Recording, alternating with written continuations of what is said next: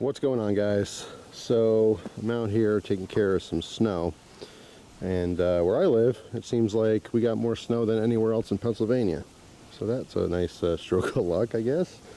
I would say it's probably just under 2 feet, which is not the worst. I mean, I've been through 4-foot snowstorms back in the late 90s and stuff in Jersey, and Jersey did get hit pretty hard as well this time. But I thought I'd make a quick little video here just to show it, people who don't get snow.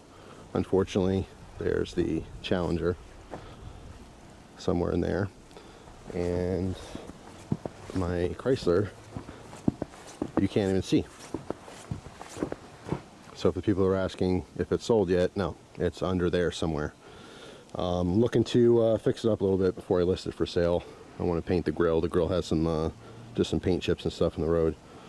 But yeah, I actually wanted to take the Challenger out and go for a spin when we had some snow in the road, but in my area they put a ban on driving, so the plows can get around and do their thing.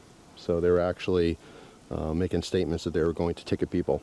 Okay, so if you weren't a plow and you weren't in desperate need of something, you were going to get a ticket. So that unfortunately will have to wait for another time. So yeah, I mean, it's a lot of snow. It's a huge pain in the butt to clean up and stuff. It's beautiful. If you got nowhere to be, nothing to do, then it's a good time. But it's pretty rough. I mean, you can see there's a lot of snow on the roof there as well, and that's not good. But hey, it is what it is. So that's all. Just want to get you some quick footage of a beautiful snowstorm in case you don't deal with snow. There's a lot of people who wish they had it.